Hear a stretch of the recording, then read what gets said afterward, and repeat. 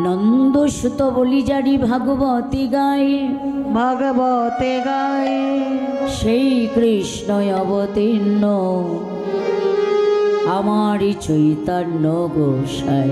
চৈতন্য গোসাই দুই দেহ এক হয়ে গৌরহরি এসেছেন এই শ্রীধাম নবদ্বীপের মাঝে। বাবা শ্রীধাম নবদ্বীপে এসে শ্রীবাস অঙ্গনে সারানিশি হরিনাম করেছেন।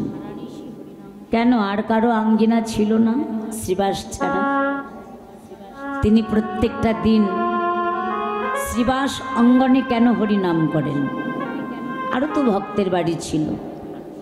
তাহলে এত ভক্তির মাঝে তিনি সারানিশি শ্রীবাস অঙ্গনে হরিনাম করেন। শ্রীবাস কাকে বলে?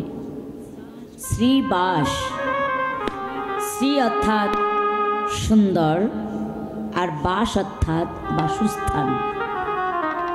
যিনি বাসাটাকে সুন্দর করতে পেরেছেন, যিনি বাসাটাকে ভালো করতে পেরেছেন এ জগতে বাবা, তিনিই হলেন শ্রীবাস। হয়তো অনেকে মনে মনে ভাববেন যে আমাদের কত লাখ লাখ টাকা খরচ করে কত সুন্দর বাসা তৈরি করেছি, তাহলে আর চিন্তা কি ওই বাসায় আমরা ভগবানকে পেয়ে যাব? অনেক টাকা খরচ করে বাসা তৈরি করেছেন, অনেক সুন্দর বাসা, লোকে দেখলে বাহবা বলবে খুব সুন্দর বাসা। কিন্তু ওই বাসাটা সুন্দর হলে গিয়ে ভগবানকে লাভ করা যাবে? এই পার্থিব জগতের বাসাটা ভালো হলো, আর নিজের অন্তরে থাকলো অহংকার, নিজের অন্তরে থাকলো গৌরব, তাহলে সেই বাসায় কি ভগবানকে পাওয়া যাবে? বললেন না। তবে কোন বাসায় ভগবানকে পাওয়া যাবে গো? যদি কোনো ভাগ্যবান ভাগ্যবতী একটিবার গুরুচরণ আশ্রয় করি, যদি কেউ নিজের এই দেহ বাসাটাকে সুন্দর করে সাজাতে পারে, যদি কেউ নিজের দেহ বাসাটাকে সুন্দর করে সাজায়, হা গৌর তোমার হলাম বলে, যদি কেউ গৌর চরণে নিজেকে উজাড় করে দিতে পারে, গৌর চরণে মন প্রাণ দেহ যৌবন সব কিছু যদি উজাড় করে দিতে পারে, এই দেহ বাসাটাকে যদি সুন্দর করে সাজাতে পারে, হিংসা পরিত্যাগ করে, অহংকার পরিত্যাগ করে, আমার আমিত্ব ভাবটাকে পরিত্যাগ করে যারা দেহটাকে সাজিয়েছে বাবা, সেই বাসায় আমার ভগবান থাকে।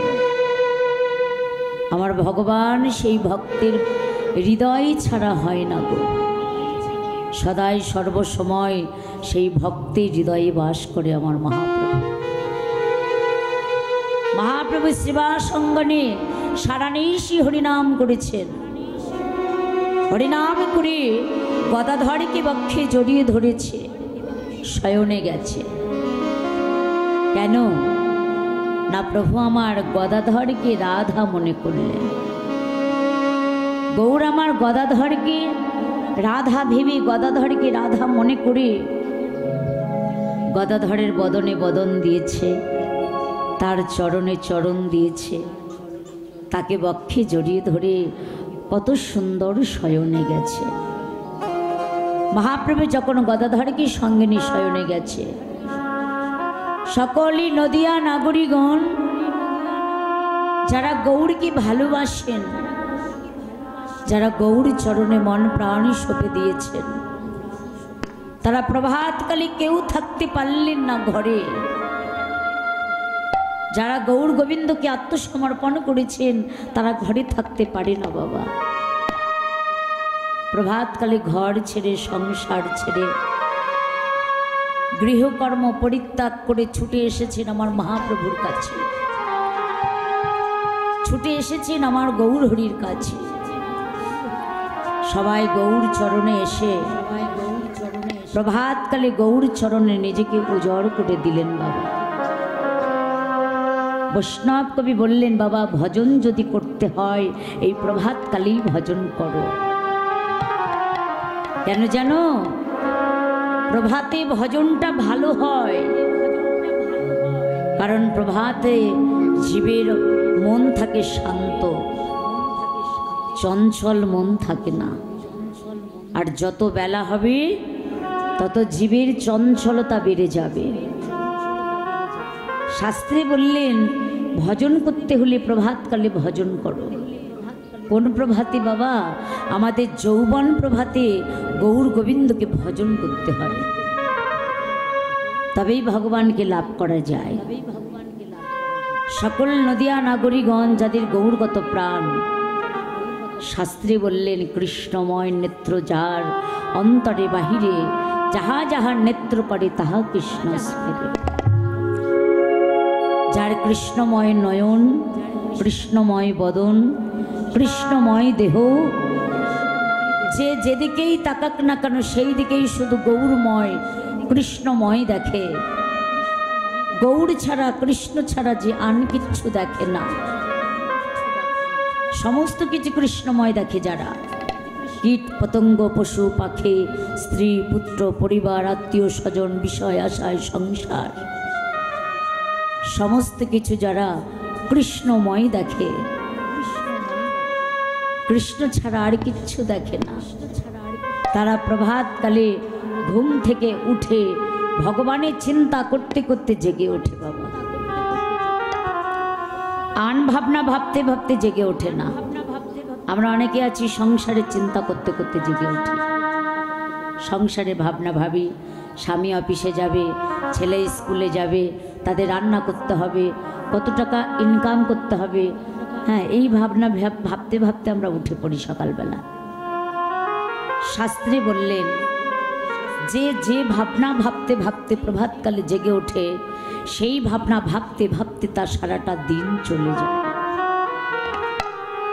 যদি কোনো ভাগ্যবান ভাগ্যবতী প্রভাতকালে আমার গৌর গোবিন্দের চিন্তা করতে করতে জেগে ওঠে, যদি কেউ প্রভাতকালে হরিনাম কৃষ্ণ নাম গাইতে গাইতে জেগে ওঠে, প্রভাতকালে যদি কেউ গৌর বদন কৃষ্ণ বদন দর্শন করতে করতে জেগে ওঠে, যদি কেউ প্রভাতকালে ভক্ত সঙ্গ করতে পারে, তাহলে তার সারাটা দিন ওই ভক্ত সঙ্গ করতে করতেই চলে যায়। এই প্রভাতকালে আমরা সবাই এসেছি গো, তাই সবাই মিলে একবার সবাই ভক্তের চরণে ধুলি, অঙ্গে অঙ্গে মাখো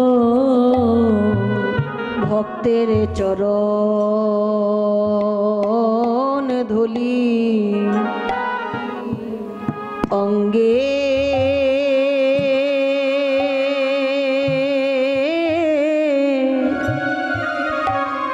অঙ্গে মাখো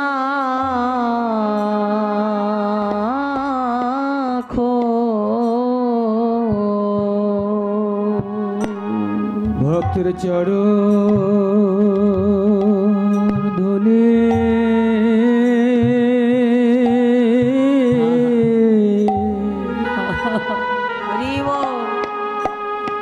ধুলি অঙ্গে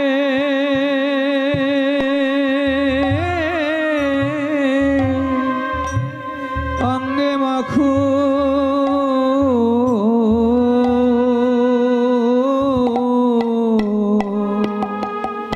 আমাদের আরে ভাগ্যে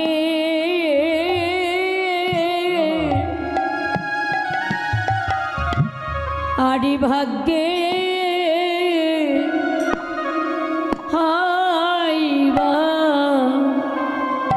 না হয়, একবার ভক্তের চরণ ধুলি, অঙ্গে মাখো। আমাদের আরে ভাগ্যে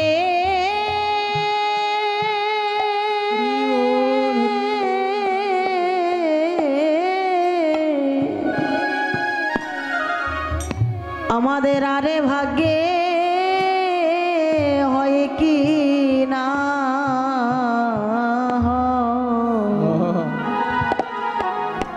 সবাই মাখো মাখো